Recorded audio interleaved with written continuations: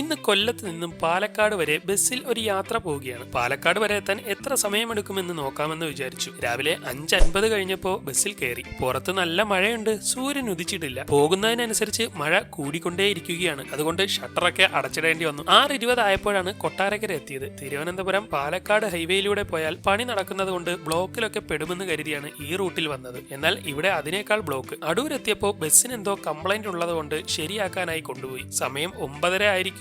കുറെ നേരം വെയിറ്റ് ചെയ്ത് നിന്നും മുഷിഞ്ഞു. പലരെയും മറ്റു പല ബസ്സിലും കയറ്റിവിട്ടു. എന്നാൽ പാലക്കാട് വരെ പോകുന്ന ബസ് വരാത്തത് കൊണ്ട് ഞാൻ പെട്ടുപോയി. ഒടുവിൽ കുറെ കഴിഞ്ഞ് നമ്മുടെ ബസ് എത്തിയപ്പോ അതിൽ കയറാൻ നേരത്തെ ഉണ്ടായിരുന്ന യാത്രക്കാരിൽ ഞാൻ മാത്രമേ ഉള്ളൂ. സമയം ഇപ്പൊ 10:30 ആയിട്ടുണ്ട്. 1 മണിക്കൂറിൽ കൂടുതൽ വെയിറ്റ് ചെയ്തു. വീണ്ടും യാത്ര തുടങ്ങിയെങ്കിലും ഉടൻ തന്നെ വണ്ടി വീണ്ടും കംപ്ലൈന്റ് ആയത് മൂലം തൊട്ടടുത്ത് വന്ന പാലക്കാട് വണ്ടിയിൽ എന്നെ കയറ്റിവിട്ടു. ഇപ്പോൾ KSRTC സ്വിഫ്റ്റ് ബസ്സിലാണ് യാത്ര. എന്തായാലും 1 മണിക്കൂറിൽ കൂടുതൽ വെറുതെ പാഴായി. 11 മണിയോടുകൂടി മൂവാറ്റുപുഴ എത്തി. അവിടെ ഇറങ്ങി ഒരു ചെറിയ ചായയും കടിയും കുടിച്ചിട്ട് വീണ്ടും യാത്ര തുടങ്ങി. സത്യം പറഞ്ഞാൽ മഴയും ബ്ലോക്കും ആയിട്ട് പിന്നെയും ഒരുപാട് ലേറ്റായി. 1:30 തൃശൂർ ബസ് സ്റ്റാൻഡിൽ ഇറങ്ങി ആഹാരം കഴിച്ചു. എന്തായാലും തൃശൂർ കഴിഞ്ഞതോടുകൂടി അത്യാവശ്യം നല്ല റോഡാണ് കിട്ടിയത്. ഫേമസ് ആയ നമ്മുടെ കുതിരാൻ തുരങ്കത്തിലൂടെയൊക്കെ യാത്ര ചെയ്ത് എന്തായാലും വൈകിട്ട് 3:15 പാലക്കാട് എത്തിയത്. അതായത് ബസ്സിൽ യാത്ര ചെയ്ത് വന്നപ്പോ 9 മണിക്കൂർ എടുത്തു. അതിൽ തന്നെ 1.5 മണിക്കൂറോളം ബസ് കംപ്ലൈന്റ് ആയത് കൊണ്ടാണ് പോയത്.